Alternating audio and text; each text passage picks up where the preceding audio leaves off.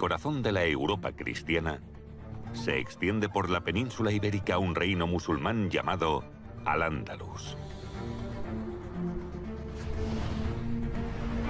Su poderoso califa construyó el palacio más grande y extraordinario de la época. Fue el culmen del refinamiento artístico y tecnológico, una enorme edificación adelantada a su tiempo. El califa la denominó Medina Azahara, o la ciudad brillante. ¿Cómo era esta ciudad? ¿Quién fue el califa que la construyó? ¿Por qué erigió este palacio? Hoy, la ciudad sigue guardando muchos secretos. Descubrimientos recientes han impulsado nuevas excavaciones en este yacimiento milenario y en toda Andalucía. Un nuevo capítulo en la historia del fabuloso palacio de Medina Azahara está a punto de comenzar.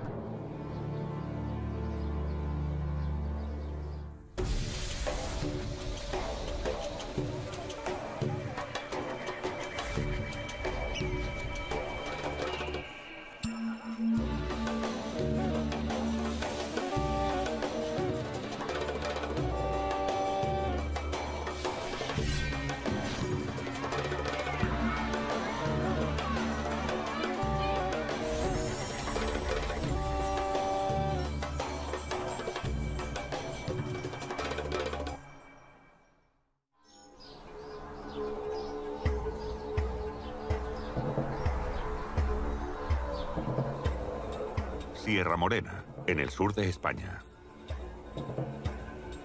A primera vista, esta cadena montañosa que atraviesa el norte de Andalucía parece una de las zonas más agrestes y menos pobladas del país. Pero hace más de 1000 años, un poderoso califa decidió construir aquí una ciudad majestuosa, símbolo de su poderoso reinado. Los restos de los palacios, patios y mezquitas de esta inmensa ciudad sugieren un increíble lujo que rara vez se encuentra en Oriente u Occidente. Tras más de un siglo de trabajos, los arqueólogos apenas han excavado el 10% del yacimiento, revelando una mínima parte de la historia de Medina Azahara. Actualmente, investigadores y expertos en restauración trabajan arduamente para descubrir sus secretos y recuperar su antigua gloria.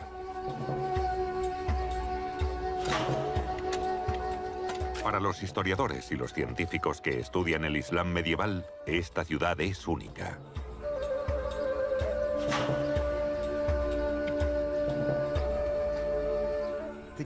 Los califas del primer periodo islámico construyeron grandes ciudades palatinas para ellos. Eran el centro de su reino. Para ver algo así tenemos que ir a Bagdad, pero en Bagdad de momento no podemos excavar. En el Cairo tampoco es fácil excavar los palacios califales de este primer periodo. Pero aquí en España tenemos este lugar a nuestra disposición y es una gran ciudad califal. Es el único emplazamiento al que tenemos acceso de momento. Los arqueólogos estiman que la ciudad ocupaba 112 hectáreas, en múltiples niveles.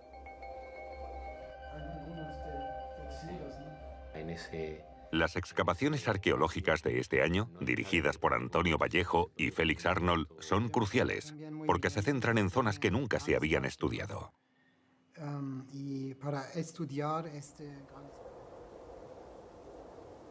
Un área misteriosa tiene particularmente intrigados a los científicos. Utilizando un dron equipado con un escáner 3D, los arqueólogos han detectado irregularidades en el terreno.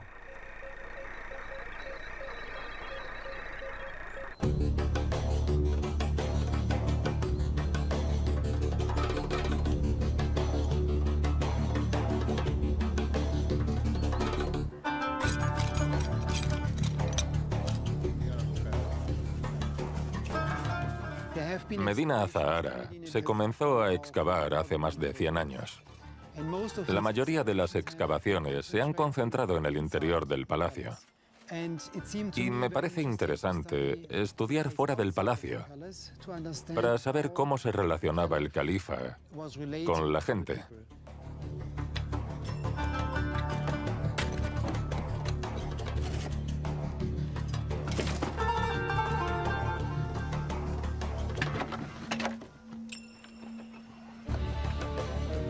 Los arqueólogos comenzaron a inspeccionar varios puntos simultáneamente. Y después de unas semanas, han descubierto las primeras ruinas, confirmando sus sospechas. De hecho, hay un edificio enorme enterrado bajo sus pies.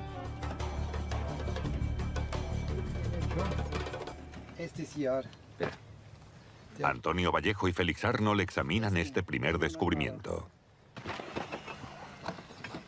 Tenemos los indicios que este edificio no es como otros que conocemos de antes. Y así es muy difícil interpretar los indicios que tenemos, ¿no?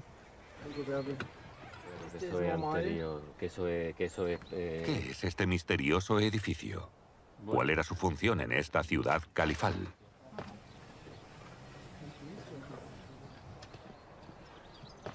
Para saber más, los arqueólogos deben dar un paso atrás y examinar el lugar en conjunto.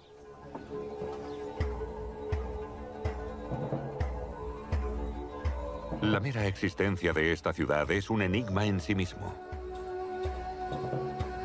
¿Por qué una ciudad musulmana de tanta importancia se construyó aquí en el siglo X, tan lejos de Oriente, en una zona occidental que entonces era mayoritariamente cristiana? A finales del siglo VII después de Cristo, el califato omeya hereda las conquistas del profeta Mahoma y su capital, Damasco. Era entonces el mayor imperio musulmán de la historia. A partir del 711, su territorio se expande hacia el oeste y 5 años después aparece por primera vez en una moneda el término Al-Ándalus, que hace referencia a la España musulmana en contraposición a la España cristiana. Al-Ándalus daría nombre a la zona que ahora se conoce como Andalucía. La capital de esta nueva provincia es Córdoba. Sin embargo, el éxito de la dinastía omeya dura poco.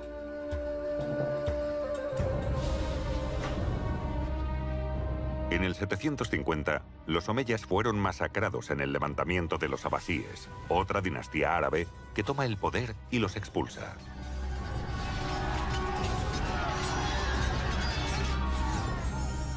Solo sobrevive al ataque un príncipe omeya, Abderramán I.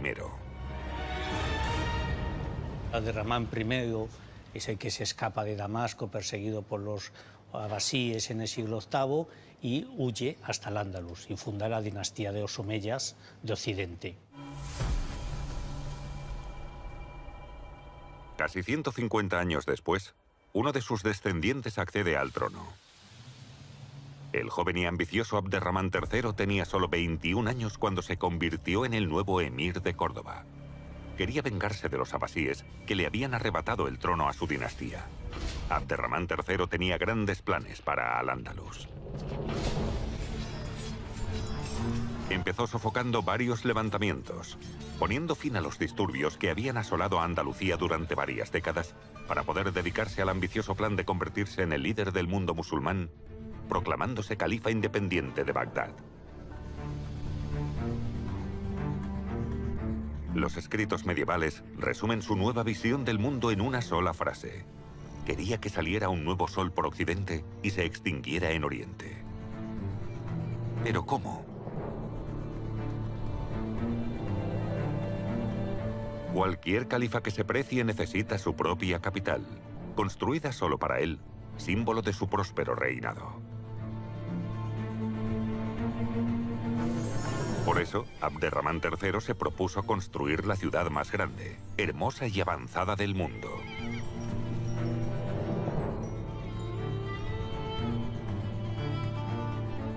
Una joya que eclipsaría a cualquier otra ciudad. Abderramán III lo que construye a 8 kilómetros de Córdoba no es propiamente un palacio, es una ciudad, una enorme ciudad, la ciudad más grande que se había construido en el Mediterráneo hasta ese momento.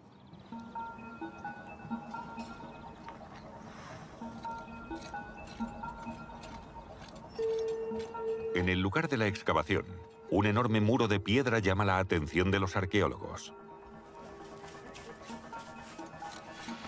Al examinarlo, Felix Arnold reconoce los métodos de construcción de la época.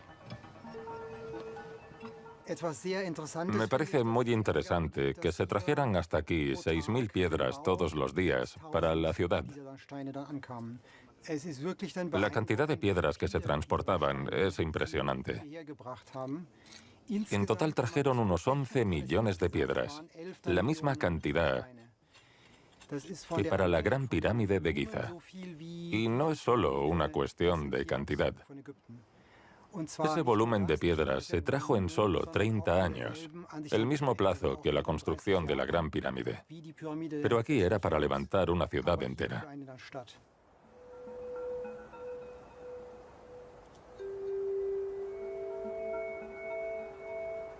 Una ciudad que se construyó en solo 30 años.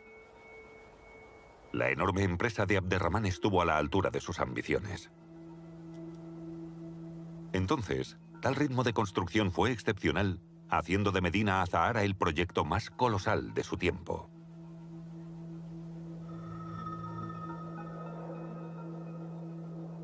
No había nada semejante en toda España, vamos, en toda la península ibérica.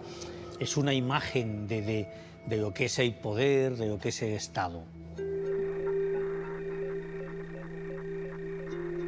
Un minucioso análisis ha determinado que algunas de las piedras pudieron formar parte del muro que rodeaba el palacio, del cual se conservan algunos vestigios.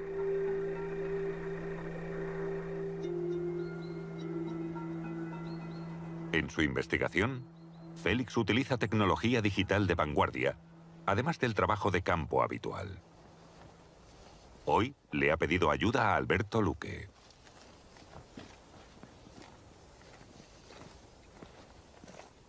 Estamos aquí, ¿no? Enfrente de este muro que tú conoces muy bien, ¿no? Sí, el muro que cierra la parte del Alcázar. Sí.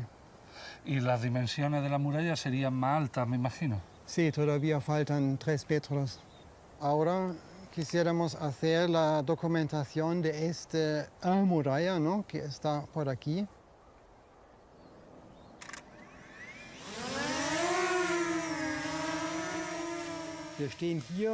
Estamos ante el muro principal del palacio. Tenía más de 150 metros de largo y más de 11 metros de alto. Rodeaba el jardín del palacio del califa. Tenía que ser impresionante. Dejaría asombrado a cualquiera que lo viera. Si se acercaba, se encontraría con una serie de grandes muros cada vez más altos. La vista de estas murallas les recordaría diariamente a los lugareños que aquí vivía una persona muy poderosa.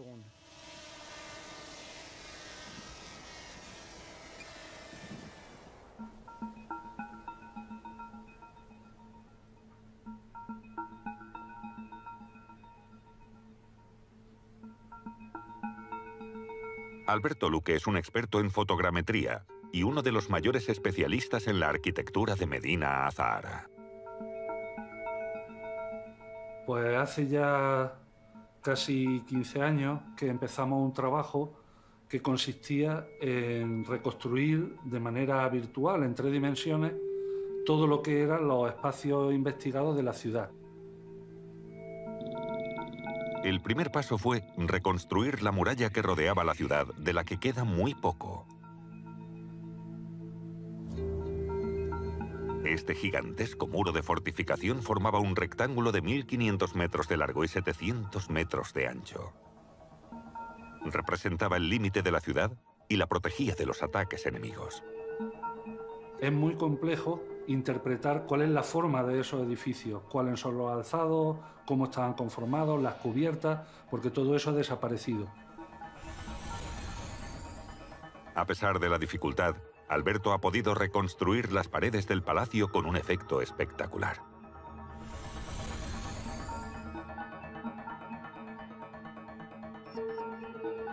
El palacio del califa ocupaba una cuarta parte de la superficie de la ciudad, unas 28 hectáreas.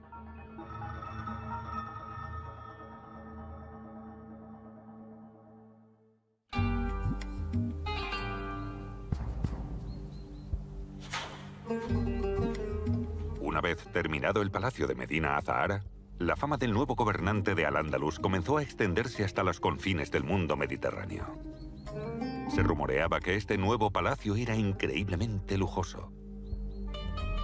¿Cómo podemos saber hoy el alcance de ese esplendor? ¿Qué pensaron aquellos que tuvieron el privilegio de admirarlo?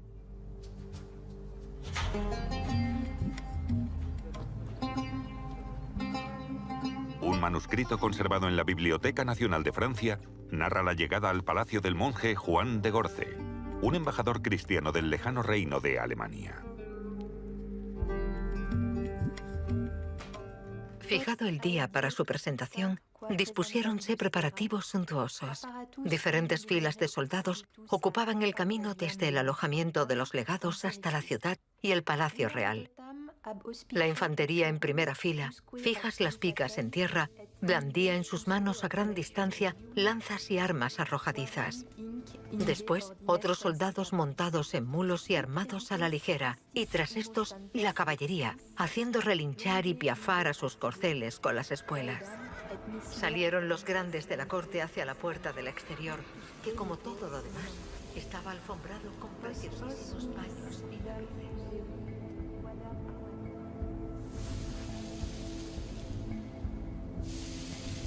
Deslumbrado por la espectacular recepción, Juan de Gorce por fin entra en el palacio y descubre un mundo completamente desconocido para los residentes de la Europa cristiana. Un mundo de lujo y refinamiento con sus raíces en el remoto Oriente.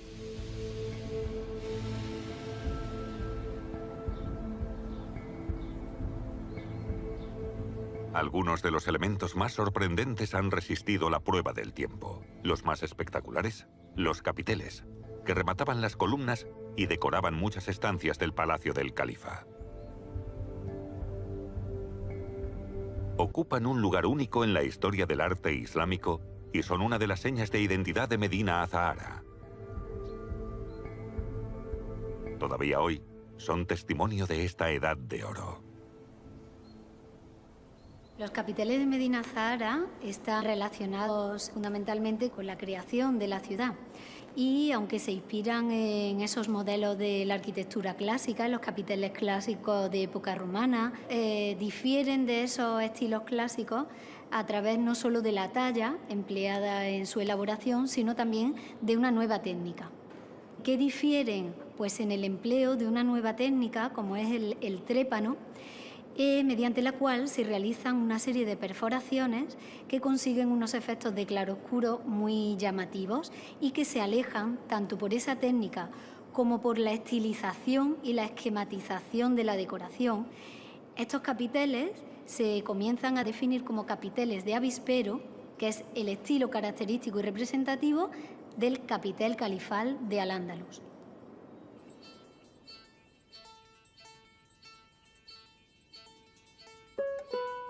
En el curso de sus excavaciones, los arqueólogos han descubierto decenas de estos elementos decorativos. Pero originalmente había muchos más.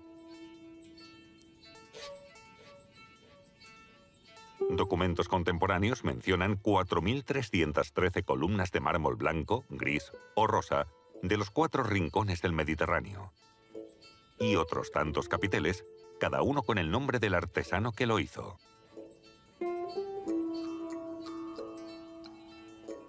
Otros materiales muy demandados procedían de tierras lejanas, como el jade, el ébano y los rubíes. Para dar forma a estos materiales, el califa contrató a los mejores artesanos de Bagdad, Damasco y la lejana Bizancio en su deseo de incrementar su gloria.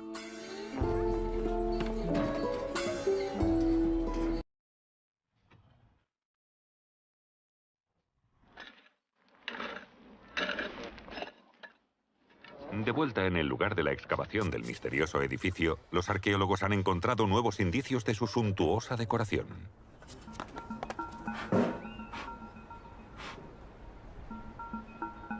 Cada resto de estas maravillas decorativas se guarda con celo aquí, en el Museo de Medina Azahara. En el laboratorio encargado de restaurar las obras de arte, los investigadores se centran en una pieza excepcional. Antes no se habían encontrado cerámicas con esta decoración aquí en la península. Es único. Los colores son muy significativos y no tienen otro paralelo en este momento en otros lugares, en otros califatos, como podría ser el abasí o el fatimí, ¿no? Es muy propio de aquí de la península y de los omeyas, ¿no? Sería sobre un fondo blanco. Podemos ver que el verde lo da el óxido de cobre y el color, las tonalidades desde morada a negra, sería el manganeso, óxidos que se utilizan para lo que sería la decoración cerámica, y después de la cocción pues dan estos colores. Realmente cuando te enfrentas a una pieza nueva para restaurar, es claro que a mí pues me crea una emoción. No puedo describirlo porque es algo que cuando lo pienso, ¿quién pudo tocar esto? ¿En qué mano estuvo? ¿En qué mesa? ¿Qué es lo que ha visto? ¿Qué habrá oído? ¿Realmente estuvo en qué momento? Son muchas preguntas que te haces tú a ti y realmente yo me emociono, claro que me emociono.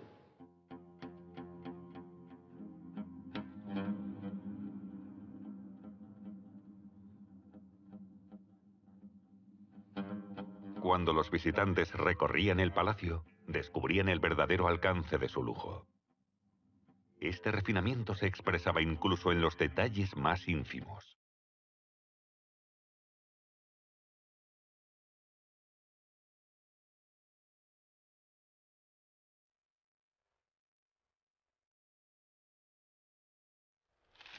En el Museo de Córdoba, estas delicadas piezas siguen maravillando al conservador José Escudero. La vida era opulenta, con los collares de perlas de filigrana, con las arracadas de filigrana, con un montón de elementos cosidos en los vestidos, que son las brácteas, colgantes, arracadas, ajorcas en las muñecas y posiblemente también en los tobillos. Está claro que cuando se quiere impresionar a alguien, pues se saca todo lo bueno, todo lo rico. Nosotros los arqueólogos tenemos una imaginación bastante desarrollada, pero bueno, esos indicios son suficientes como para hacernos idea de qué pudo ocurrir en aquel momento.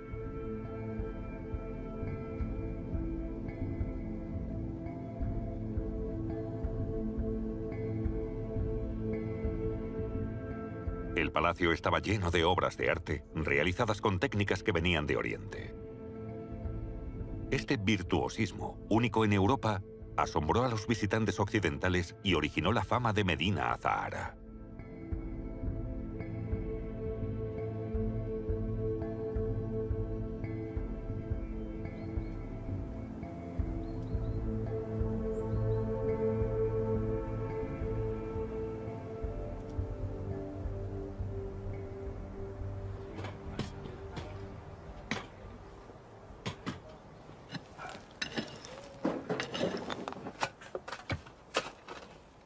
En el lugar de la excavación, Félix dibuja cuidadosamente el descubrimiento del día. Están comenzando a emerger los vínculos entre las estructuras. El arqueólogo quiere encajar todas las piezas del rompecabezas para visualizar la ciudad como un todo. Pero ¿cuántos sirvientes, soldados, comerciantes y esclavos se necesitaban para mantener funcionando este magnífico palacio? Los textos medievales no revelan la respuesta, así que los científicos han tenido que buscar en otra parte. Han perfeccionado una técnica original, basada en la observación del edificio más importante de cualquier ciudad musulmana, la mezquita.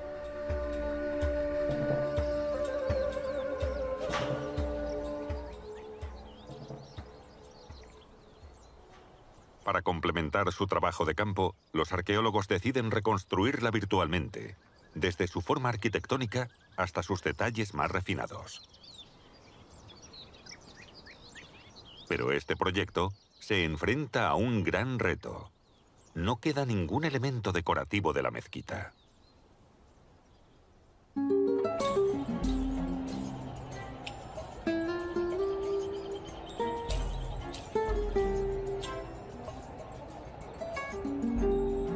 Para hacerse una idea de cómo sería, estudian otro monumento.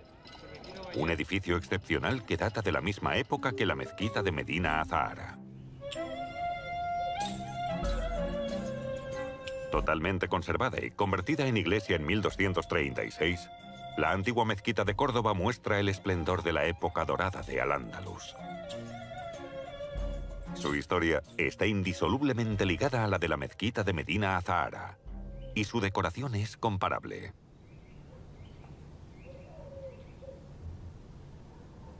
A partir de los cimacios, los arquitectos que componen esta mezquita disponen unos arcos en una doble altura. Este modelo constructivo de arcos superpuestos es típico de esta mezquita. Los arcos que sostienen el edificio son los de arriba, son arcos de medio punto que alternan dovelas de piedra con ladrillo, lo que le da el color característico rojo el ladrillo y blanquecino la piedra, y los arcos de herradura característicos del mundo islámico que andan por debajo de estos arcos superiores, lo que hacen es arriostrar, o sea, coser las columnas para evitar que se muevan.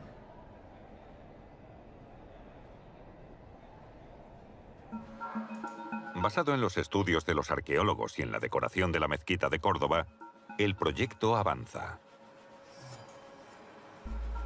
Alberto integra los datos y da nueva vida a la mezquita de Medina Azahara, desaparecida hace casi 1000 años.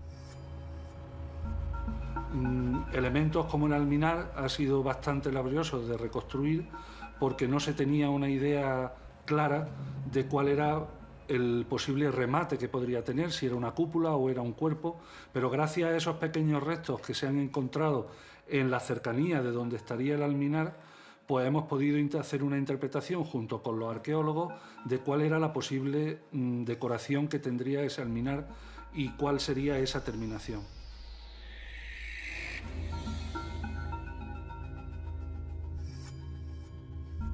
La combinación de los datos de campo y el análisis de la mezquita de Córdoba permite la reconstrucción de este edificio de Medina Azahara. Una vez completado, los arqueólogos pudieron calcular la población de la ciudad del califa.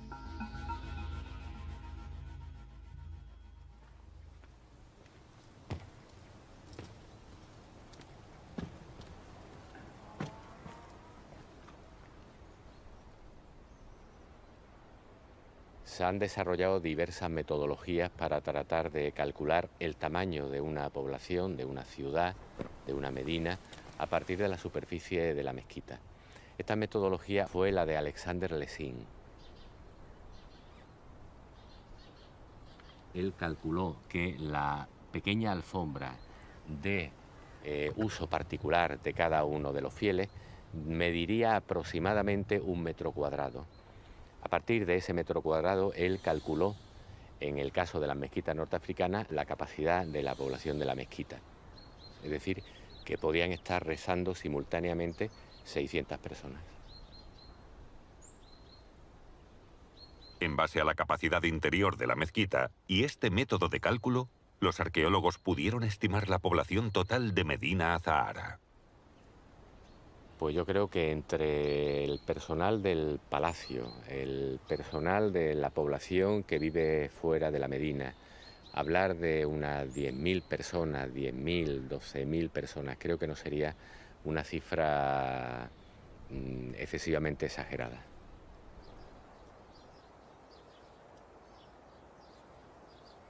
Por lo tanto, la ciudad palatina estaba densamente poblada y su ubicación en una zona árida de Sierra Morena requería una gestión perfecta para satisfacer las necesidades de los habitantes.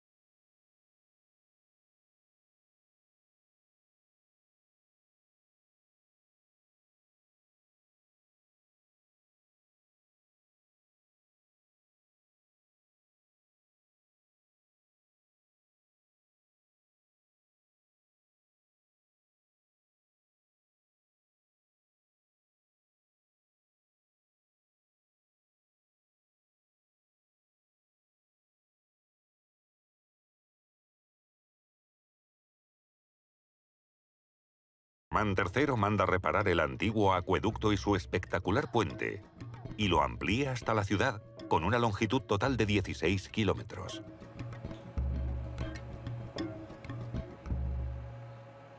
Pero eso no es todo.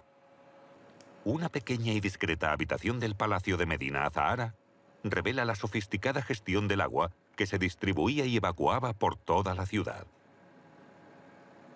El sistema hidráulico de Medina Azahara es un sistema muy complejo. Esta letrina tiene, como otras muchas de Medina Azahara, una característica además singular, y es que tiene agua corriente. Por tanto, un sistema muy sofisticado, porque en otros lugares del mundo islámico, incluso en épocas posteriores, en el siglo XV, en un sitio como la Alhambra, por ejemplo, las letrinas no disponen de agua corriente. De manera que todas las casas, por humildes que sean, aunque pertenezcan a un estrato social muy bajo, disponen de letrinas. El mundo romano, evidentemente, tenía letrinas, pero lo tienen las domus importantes. La letrina no era un elemento que estuviera generalizado a toda la población.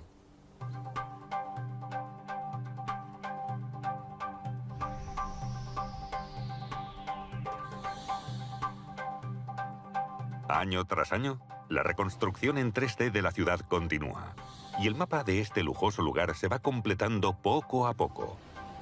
A medida que la ciudad se despliega ante los ojos de los investigadores, se comprende lo inmensos y espectaculares que eran sus edificios.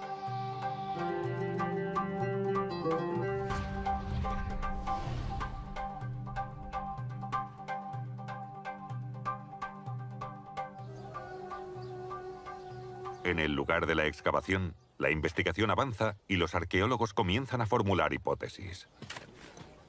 Varios factores indican que este edificio estaba cerca del núcleo comercial de la ciudad. En algún sitio tiene que estar, de esa zona tiene que estar la ceca.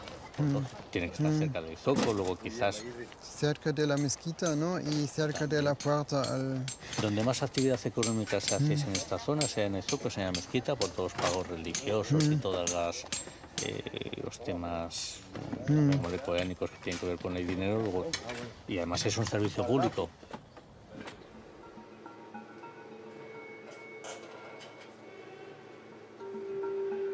Las distintas monedas descubiertas en Medina Azahara se estudian aquí, en el Museo de Medina Azahara.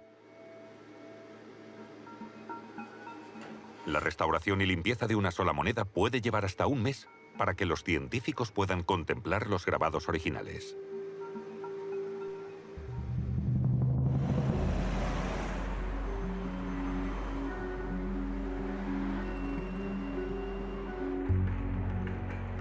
Las mejores piezas de Medina Azahara se conservan y estudian en la Casa de la Moneda en Madrid.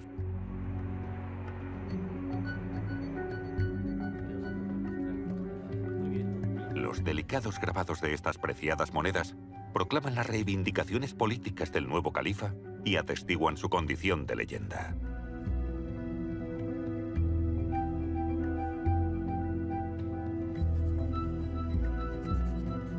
La moneda siempre ha sido una herramienta de propaganda y en este momento también.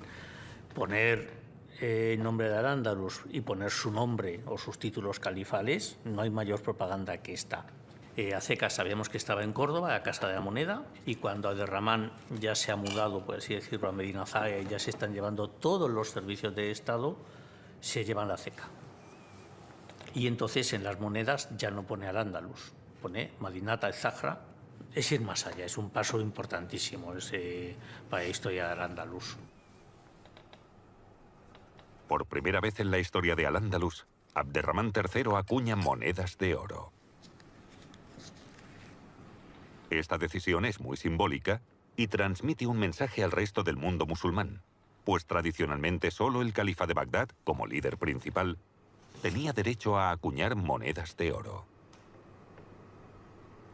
Pero el desafío de Abderramán III no se queda ahí. Primero coloca el título religioso, es el más importante, Al-Imam al-Nasir, Lidin al-Laid, después su nombre y su título sultánico, Abderrahman, y después su título como jefe militar, Emir al-Muminin. Está sumando las dos potestades, la religiosa y la militar. Es el principal emir de los dirigentes de Al-Ándalus y a su vez es su guía espiritual, que su idea es hacer un Estado que técnicamente debe poder expandirse más allá de las fronteras de Al-Ándalus.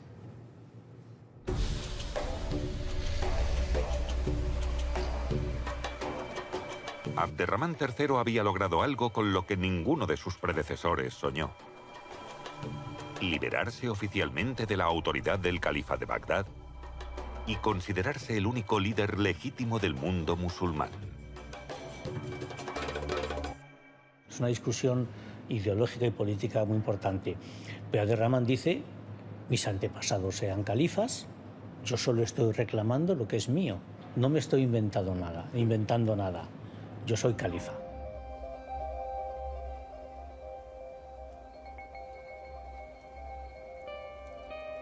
Rico y poderoso, el califa de Medina Azahara se convierte en un actor clave de la escena política, tanto en Oriente como en Occidente. En el norte, comercia con el Reino de Alemania. En Oriente, mantiene una excelente relación con el Imperio Bizantino, con el que comparte enemigos comunes: el califa de Bagdad y la dinastía Fatimí, en Egipto. Y al sur, gracias a las tribus bereberes de Marruecos, tiene trato con el África subsahariana. Abderramán III está en el apogeo de su poder.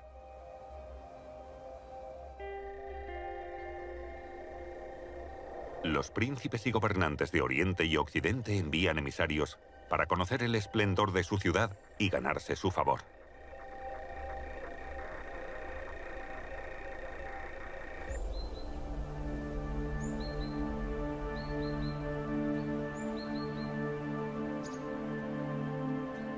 Aquí recibía el gobernante de Al-Ándalus a esos embajadores, en el corazón de su palacio, en la joya de la arquitectura de la ciudad, el Salón Rico.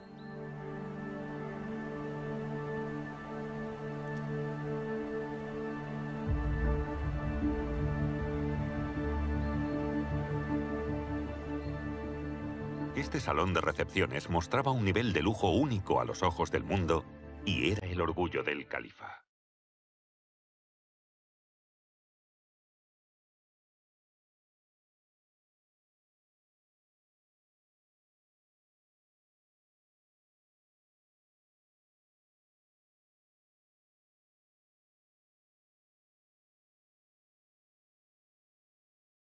Lo que caracteriza a este edificio frente a otros edificios del Califato Omeya es que la decoración recubre por completo todos los muros.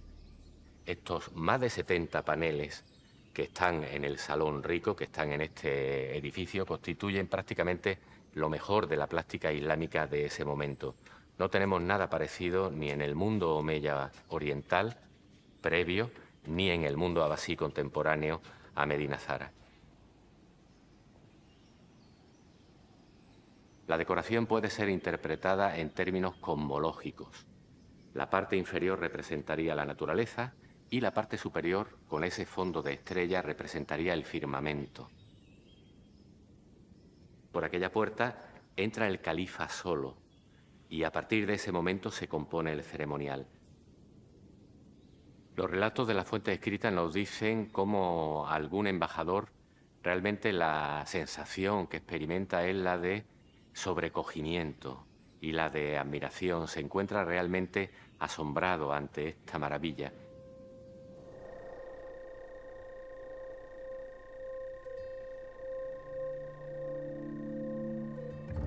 Frente al Salón Rico, los restos de un enigmático edificio han fascinado a los arqueólogos durante mucho tiempo. ¿Qué función tenía? ¿Por qué se construyó al otro lado del estanque central, como si su uso estuviera relacionado con el del Salón Rico? Los investigadores han encontrado una pista en los manuscritos contemporáneos. Los textos describen el Salón Rico como el Salón Oriental, el punto central de las ceremonias califales. Pero el famoso salón de recepciones de Medina Azahara nunca se cita de forma aislada. Los mismos textos también hablan de un misterioso edificio frente al Salón Rico, el pabellón central. Pero los textos escritos brindan poca información y se necesitan más datos para comprender el propósito de este edificio. Una vez más, se hace necesaria una reconstrucción virtual.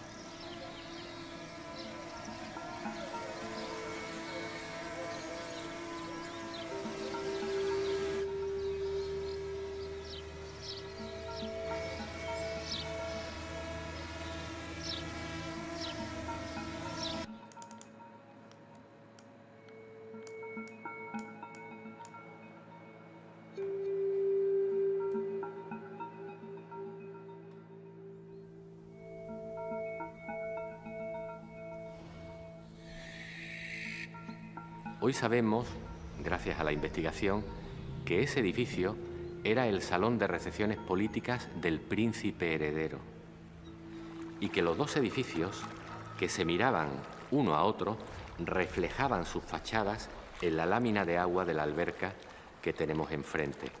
Esta concepción de dos edificios de recepción política, de representación política, uno del califa y otro del príncipe heredero, realmente es, por supuesto, nuevo en Al-Ándalus, y esta idea de dos edificios, oriental y occidental, oriente y occidente, tiene también su relación en el Corán, porque Dios es el Señor del este y del oeste.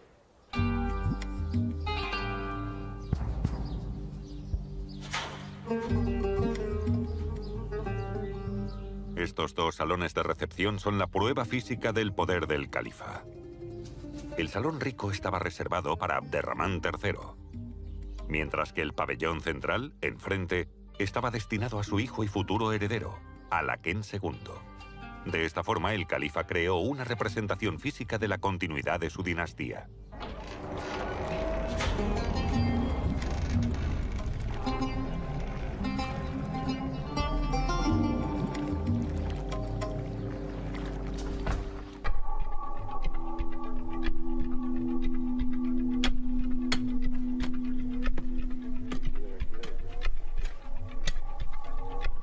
En el lugar de la excavación, el infatigable equipo redobla esfuerzos.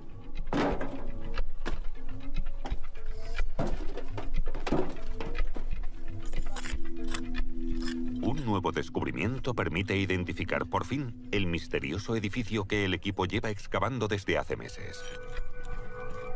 Los arqueólogos deducen que la ciudad era todavía más grande de lo que imaginaban. Estas piedras son restos de arcos. Hay piedras rojas y también piedras blancas. Este fragmento pertenece a la parte superior del arco donde las dovelas forman la estructura curva. La línea de arcos descubierta por los investigadores revela la existencia de una galería tan larga como la ya restaurada a los pies del palacio.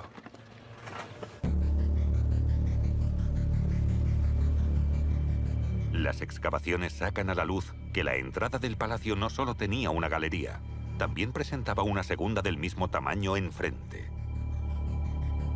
Las dos galerías bordeaban una inmensa plaza, seguramente diseñada para celebraciones y reuniones.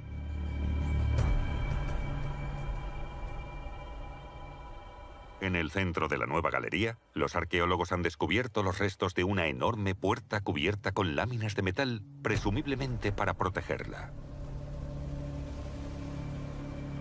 Parece que este edificio tuvo una función muy importante en la ciudad. ¿Para qué servía? ¿Por qué se construyó frente al palacio como un edificio gemelo? Estamos esperando a tener más datos para identificar la función de este edificio. Podría ser un segundo palacio para el príncipe heredero. Esa es una posibilidad.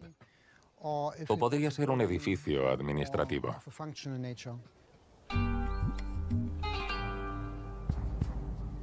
Para el año 960, la construcción de la ciudad se dio por terminada, cuando el poder del califa estaba en su apogeo. Pero el siguiente capítulo de la historia de la ciudad sigue siendo un misterio.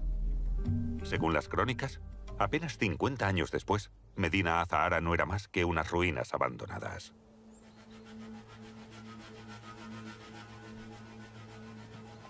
¿Qué pudo provocar el declive y abandono de la gran ciudad de Abderramán III?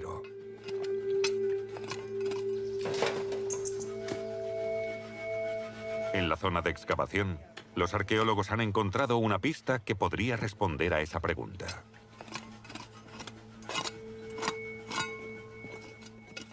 Estamos en la zona de la entrada, donde se pasaba de una plaza abierta a estos edificios de mi izquierda.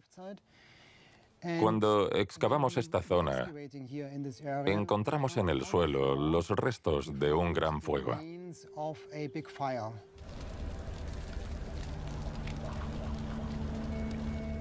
Sabemos por las fuentes documentales que al comienzo de la Guerra Civil, en 1010, los ciudadanos saquearon el palacio.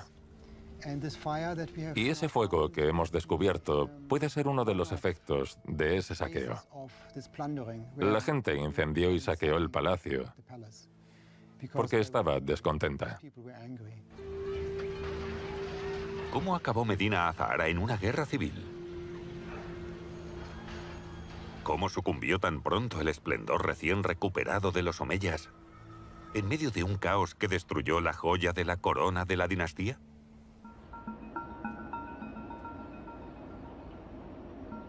En París, en el Departamento de Arte Islámico del Museo del Louvre, un objeto atestigua la lucha fatal que provocó la caída de la ciudad.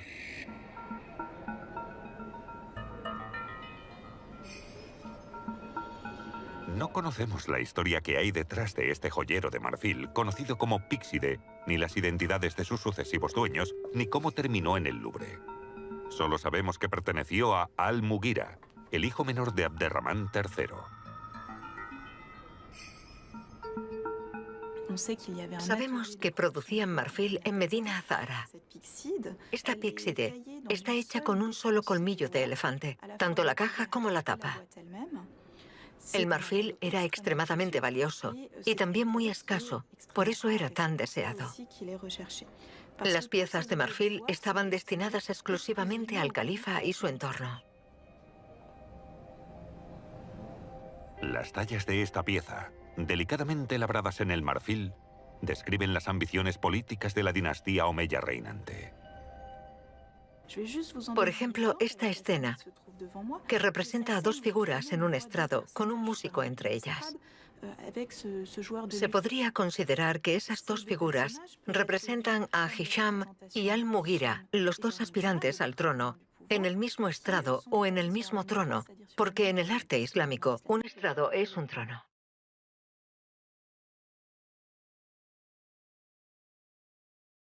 2 aspirantes a un solo trono. ¿Fue su rivalidad la ruina de Medina Azahara?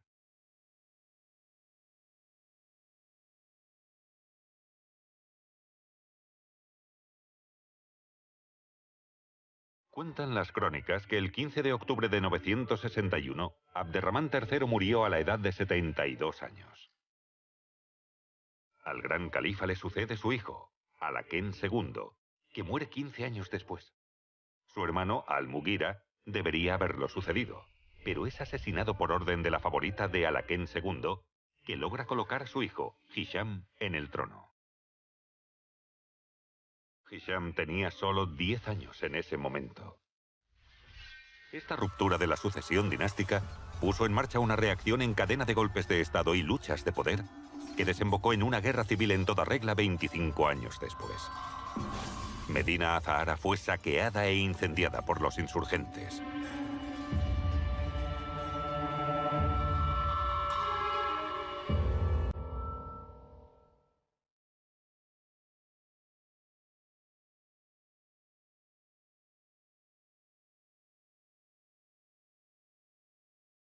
Hoy, los restos de Medina Azahara son los últimos vestigios del sueño de un hombre que quiso restaurar la gloria de sus ilustres antepasados.